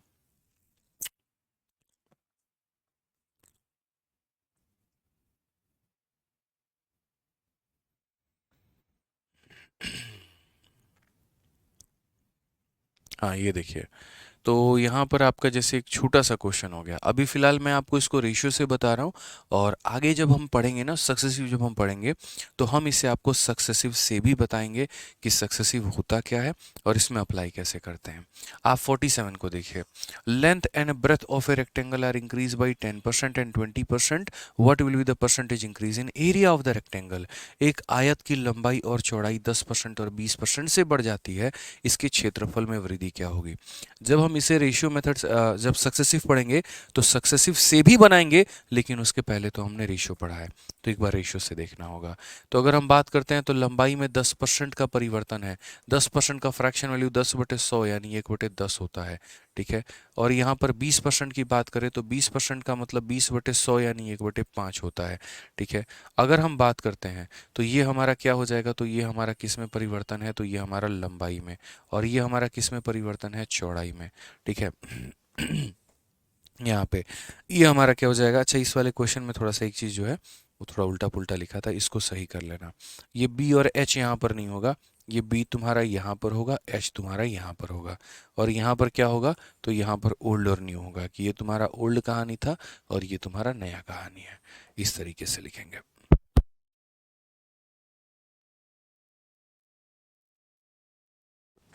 चलिए आ जाइए। अब यहाँ पर बात करते हैं लेंथ में। तो लेंथ में हमारा यहाँ पर ओल्ड कितना होगा और यहाँ पर हमारा न्यू कितना होगा। तो अगर हम देखते हैं तो लंबाई हमारी पहले कितनी थी, 10 थी, और अब हमने 10 में एक बढ़ा दिया तो कितना कर दिया, 11। चौड़ाई की बात करें, चौड़ाई पहले कितनी थी, 5 थी, 5 में एक बढ़ा दिया तो कितना कर दिया, 6। तो इस हिसाब से अगर हम एरिया की बात करें, क्योंकि एरिया क्या होता है, लेंथ इंटू ब्रेथ होता है रेक्टेंगल का, आयत का। तो हमारा एरिया पहले कितना था, तो बोलोगे 50, और अब हमारा एरिया कितना है, तो 66 है मेरे भाई। कितने का इंक्रीमेंट है, तो आप बोलोगे सर हमारा देखो इंक्रीमेंट जो है वो 16 का है। 16 का इंक्रीमेंट है, कितने के ऊपर में, 50 के ऊपर में, इनटू कितना, तो 100%, ठीक है। अगर हम काटेंगे तो हम बोलेंगे सर आंसर हमारा कितना आएगा, 32% आएगा। आंसर हमारा कितना आएगा, 32%। Option number D for Devasena, ठीक है। तो जब हम लोग पढ़ेंगे ना यहाँ पर सक्सेसिव पढ़ेंगे, तो हम जानेंगे कि कैसे हम शॉर्ट में यहाँ पर 32% लेकर आ सकते हैं, विद इन सेकेंड कैसे लेकर आ सकते हैं। लेकिन जब मैं वो पढ़ाता हूँ, बच्चा बोलता है भैया सर यहाँ पर क्या हम रेशियो लगा सकते हैं कि नहीं, एक बार बताइए। बिल्कुल अप्लाई कर सकते हैं, कहीं पर कोई दिक्कत की बात है ही नहीं, आराम से अप्लाई हो सकता है। कहीं पर किसी ने आपको मना ही नहीं किया है, ठीक है। कोई मेरे भाई आपको यहाँ पर मना नहीं है, कहीं पर कोई भी दिक्कत की बात नहीं है। अब जो हमारा नेक्स्ट पार्ट आता है वो हमारा पार्ट आता है दोस्त सक्सेसिव का। रेशियो में आप लोगों ने बहुत अच्छे तरीके से महारत हासिल कर ली है। अब आपको सीखना कौन सा है, तो सक्सेसिव मेथड है। अब यहाँ पर हम लोग सीखेंगे सक्सेसिव मेथड क्या होता है, कैसे होता है। तो सक्सेसिव मेथड आराम से हम लोग जो है चलिए शुरू करते हैं। तो सक्सेसिव मेथड मेरे भाई क्या होगा, जब भी किसी चीज़ को कॉन्टिन्यूस वे में बढ़ाने की बात की जाती है, क्रमागत तरीके से बढ़ाने की, जैसे कोई शहर है, उसकी जनसंख्या पहले मैंने 10% से बढ़ा दी, फिर बाद में उसकी जनसंख्या 10% से और बढ़ा दी, ठीक है। तो मैंने क्या किया, वहाँ पर बढ़े हुए चीज़ को दोबारा से बढ़ा दिया। अब जैसे मानो ये मोबाइल है, पहले कंपनी क्या करती है, इसकी कीमत को 10% से बढ़ा देती है, 100 से 110 कर देती है, फिर उसका दिमाग खराब होता है और 10% और बढ़ा देती है, यानी अब जो बढ़ेगा वो 110 का 10% बढ़ेगा। तो बढ़ी हुई चीज़ को जब दोबारा से बढ़ाने की बात की जाए तो वहाँ पर हम क्या अप्लाई करते हैं, तो वहाँ पर हम सक्सेसिव मेथड अप्लाई करते हैं। अब ये सक्सेसिव मेथड होता क्या है, कैसे हम इसको यहाँ पर जो है मेरे भाई लिख पाएंगे, तो देखिए यहाँ पर सक्सेसिव मेथड इंट्रोडक्शन हो चुका है। इंट्रोडक्शन में आपको समझ में आ गया है कि यहाँ पर सक्सेसिव मेथड में दो चीज़ें होती हैं, या तो सक्सेसिव इंक्रीज होता है या सक्सेसिव डिक्रीज होता है। सक्सेसिव इंक्रीज जो है वो आप परसेंटेज में पढ़ते हैं, और सक्सेसिव डिक्रीज जो है वो आप डिस्काउंट में पढ़ते हैं। देखो दुकानदार के नज़रिए से समझो कोई कपड़ा खरीदने जाते हो, भैया 10% डिस्काउंट दे दीजिए ना, उसने रेट कम कर दिया, क्रेडिट कार्ड तुमने लगा दिया, 10% का और ऑफर मिल गया, यानी कम की गई चीज़ को तुम और कम कराने की बात कर रहे हो, तो वो तुम्हारा सक्सेसिव डिक्रीज है। लेकिन अगर हम बात करते हैं महंगाई, महंगाई क्या है, सक्सेसिव इंक्रीज है। कोई चीज़ एक बार बढ़ गई, फिर उसको एक बार और बढ़ाओ, फिर उसको एक बार और बढ़ाओ, यानी यहाँ पर सक्सेसिव दो प्रकार के होते हैं, एक इंक्रीज होता है, एक डिक्रीज होता है। इंक्रीज वाला परसेंटेज में पढ़ना है, डिक्रीज वाला डिस्काउंट में पढ़ना है। तो अगर मानिए किसी चीज़ को आपने A% से बढ़ाया है या घटाया है, और फिर आपने B% से बढ़ाया घटाया है, तो इनका सक्सेसिव का फॉर्मूला जो होता है वो होता है A प्लस बी प्लस हमारा ए बी अपॉन में 100 हो जाएगा। अगर वैल्यू इंक्रीज हुई है तो प्लस करेंगे, और वैल्यू अगर डिक्रीज होगी तो माइनस करेंगे। इंक्रीज होगी तो प्लस करेंगे, डिक्रीज होगी तो माइनस करेंगे। तो इसीलिए यहाँ पर A plus B plus A B upon कितना हो जाएगा, 100%। ठीक है। तो पहले हम आपको सक्सेसिव निकालने की प्रैक्टिस करवाते हैं, और उसके बाद मालिक, ठीक है, तब हम आपको क्वेश्चंस पे लेके चलेंगे। तो पहले आप निकालने का प्रैक्टिस करिए। जैसे मान लीजिए कि मैं आपको यहाँ पर ये बोल रहा हूँ कि 10% का और यहाँ पर 20% का सक्सेसिव कितना होगा, पहले ये बताओ। तो क्या बोलोगे, बोलोगे सर ए, फिर हमारा हो जाएगा प्लस बी, और फिर हमारा हो जाएगा ए इंटू बी अपॉन में कितना हो जाएगा, 100 यहाँ पे, ये हमारा इतना हो जाएगा। तो अगर हम देखते हैं 0 से 0 खत्म, 0 से 0 खत्म, 30 प्लस 2 यानी कितना हो जाएगा, 32%। तो ये दो लोगों का सक्सेसिव कितना होगा, 32%। ये दो लोगों का सक्सेसिव कितना होगा, 32%। ठीक है, आ जाइए चलिए। अब यहाँ पर एक काम करिए, यहाँ पर मुझे एक बात बताइए, मैं आपको कह रहा हूँ 7% का सक्सेसिव निकालो, और मेरे भाई यहाँ पर जो है 8% का निकालो। जल्दी से बताओ 7 और 8 का सक्सेसिव कितना होगा, जल्दी से बताओ मेरे भाई 7 और 8 का सक्सेसिव कितना होगा। फिर हम आपको इसका ट्रिक भी बताएंगे कि कैसे आप यहाँ पर बहुत ही आसान तरीके से सक्सेसिव जो है यहाँ पर वो आप कैलकुलेट कर सकते हो। बताओ, तो क्या बोलोगे, बोलोगे 7% से बढ़ाया है, 8% से बढ़ाया है, तो बोलेंगे सर यहाँ पर 7 प्लस यहाँ पर 8 और प्लस यहाँ पर 7 इंटू 8 अपॉन में 100 यहाँ पे। कोई दिक्कत की बात है, बोलिए। ये हमारा हो जाएगा 15, और ये हमारा 56/100। यहाँ पर 56 को किससे डिवाइड करना है, 100 से, तो 56 को 100 से डिवाइड करना है तो 0.56, यानी कितना हो जाएगा, 15.56 यहाँ पे, इतना परसेंट हमारा 15.56 हमारा। क्लियर है ये बात, यहाँ कोई दिक्कत की बात है तो बता दो। बोलोगे नहीं सर कोई दिक्कत नहीं है, ठीक है। तो ये 10% और 20% का सक्सेसिव इतना, 7% 8% का सक्सेसिव इतना। तो असल में सक्सेसिव दो अलग अलग तरह के रेट के निकालते हैं, या तो हमारा रेट सेम हो तो वो निकालेंगे, या हमारा रेट डिफरेंट हो तो हम उसका निकालते हैं। और हम कैसे निकालते हैं ज़रा वो देखिए। जैसे अगर हम बात करते हैं सेम रेट के केस में या डिफरेंट, पहले डिफरेंट रेट्स का समझ लेते हैं। तो जैसे मानो अगर मुझे 2% और 3% का निकालना हो, आपको अब ट्रिक सिखाते हैं, ठीक है। यहाँ पर 2% 3% का सिखाना हो तो कैसे करोगे, जैसे मानो 4% का सक्सेसिव 7 के साथ निकालना है तो कैसे करोगे, या मान लो 9% का सक्सेसिव हमारा 10 के साथ में निकालना है तो कैसे करोगे, या एक तरीके से मान लो यहाँ पर 12% और यहाँ पर जो है 2% का निकालना है तो कैसे करोगे। आप बोलोगे सर सक्सेसिव का सीधा सीधा एक शॉर्टकट होता है, और शॉर्टकट क्या होता है, तो बोलोगे 2a और डॉट यहाँ पर a स्क्वायर। अब बोलोगे सर ये क्या है, हम आपको समझाएंगे ये क्या है और क्या नहीं है। ठीक है, ये सीधा सक्सेसिव का शॉर्टकट है। और शॉर्टकट में क्या होता है, आप कभी भी किसी का भी अगर सक्सेसिव निकालते हो, ट्रिक हमारा सीधा यहाँ पर ये कहता है, एक बार मेरे भाई, कि दोनों को क्या करो, मल्टीप्लाई करो। जैसे यहाँ पर 12 और 2 पहले दोनों को मल्टीप्लाई करो, ठीक है। ए टू ए स्क्वायर को गोली मारो, हटाओ इसको, अभी बाद में समझा देंगे। 12 × 2 पहले एक बार दोनों को मल्टीप्लाई करो, तो 12 × 2 तुम्हारा कितना हो जाएगा, 24 हो जाएगा। और यहाँ दशमलव लगा देना, और फिर अब दोनों को जोड़ दो, 12 + 2 कितना हो जाएगा, 14।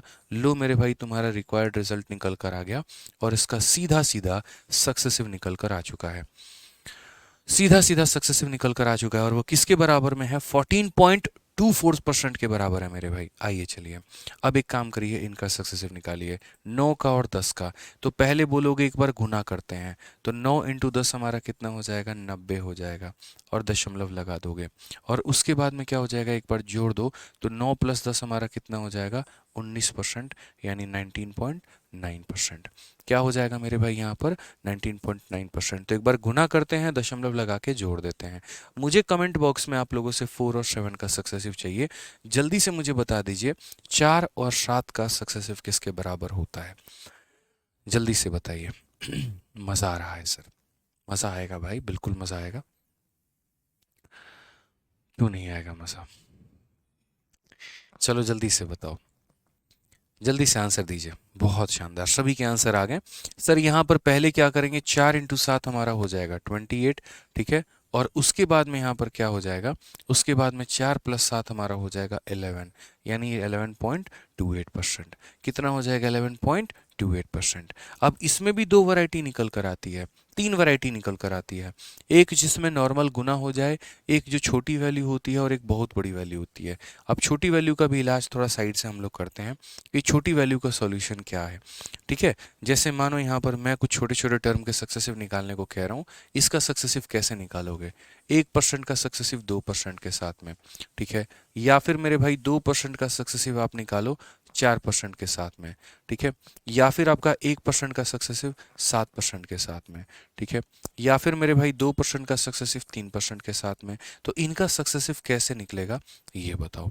ये छोटे छोटे टर्म है, तो यहाँ पर इनका भी सक्सेसिव निकल जाएगा, कोई टेंशन की बात नहीं है। जो तरीका है हमारा वही है, और कभी बदलेगा नहीं। अच्छा, ये जो ट्रिक सिखा रहे हैं, ये सिर्फ सक्सेसिव इंक्रीज के लिए सिखा रहे हैं, सक्सेसिव डिक्रीज के लिए नहीं। अगर मान लीजिए कि इनमें से कोई एक भी चीज़ कम होती है, तो वहाँ पर आपको फॉर्मूला a+b+ab/100 से जाना पड़ेगा। मैं उस कंडीशन को मानकर ये ट्रिक बता रहा हूँ जहाँ पर ये भी बढ़ रहा है और ये भी बढ़ रहा है, ठीक है। अब इसको कैसे लिखेंगे वो देखो। आप बोलोगे सर आपने कहा था पहले गुना करने को, तो 1 को 2 से गुना करने पे 2 आता है, तो क्या हम 2 लिखेंगे, बिल्कुल भी नहीं, कम से कम 2 डिजिट लिखते हैं। तो 2 को मेरे भाई क्या लिखेंगे, तो 2 को हम 0 2 लिखेंगे, ताकि उसके 2 डिजिट पूरे हो पाए। डेसिमल के बाद में हम यहाँ पर 2 डिजिट लिखते हैं, तो यहाँ पर 1 × 2 हमारा 2 हो जाएगा, और यहाँ पर ये कितना हो जाएगा, 0। 2 डिजिट लिखना होता है।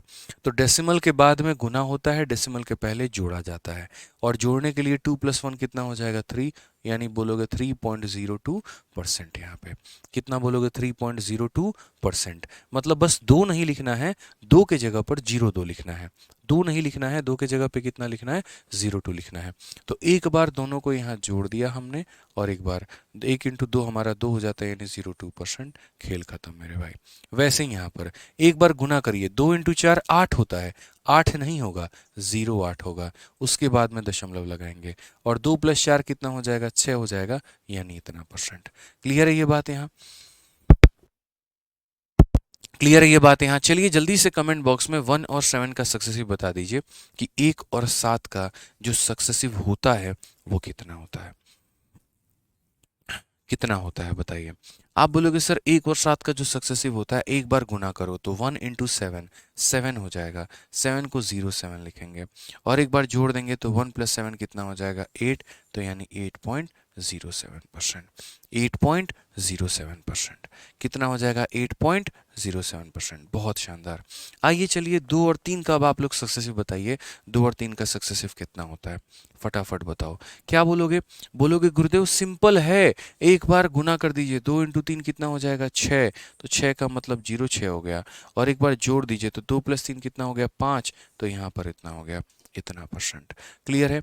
तो ये हम किस में अप्लाई कर रहे हैं? छोटी छोटी वैल्यू में। किस में अप्लाई कर रहे हैं? छोटी छोटी वैल्यू में। अब थोड़ा बड़ी वैल्यू में अप्लाई करके देखते हैं। बड़ी वैल्यू में क्या होता है? बड़ी वैल्यू का सक्सेसिव कैसे निकालते हैं? जैसे मान लीजिए 10% का सक्सेसिव निकालना है, या फिर 10% का, और यहाँ पर 20% का। चलिए इसी का एग्जांपल ले लेते हैं, ठीक है?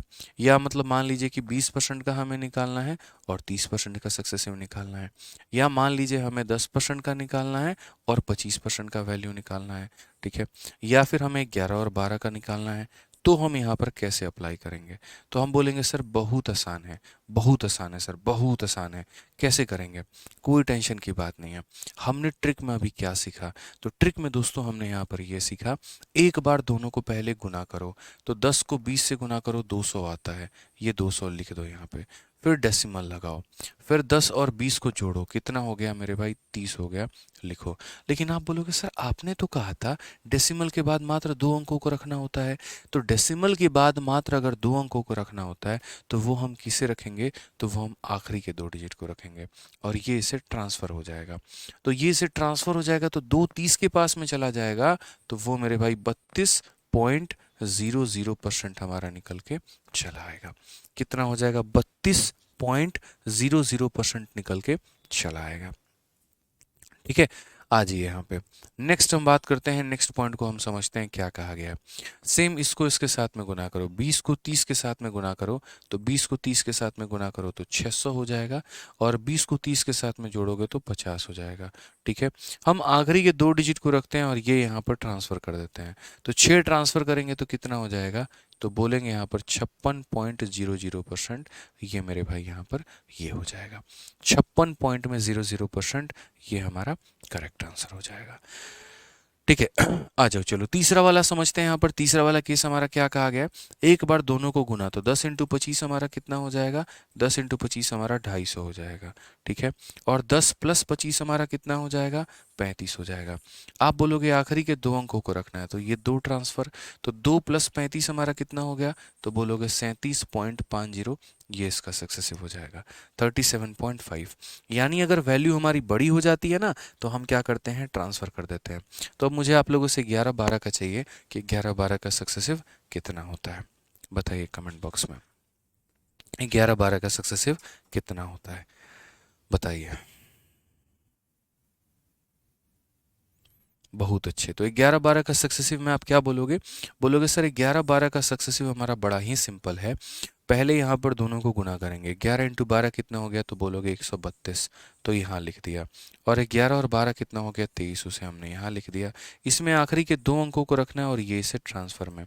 तो जब ये इसे ट्रांसफर में करेंगे तो 23 और 1 हमारा कितना हो जाएगा? 24.32%, और ये हमारा क्या होगा? करेक्ट आंसर होगा।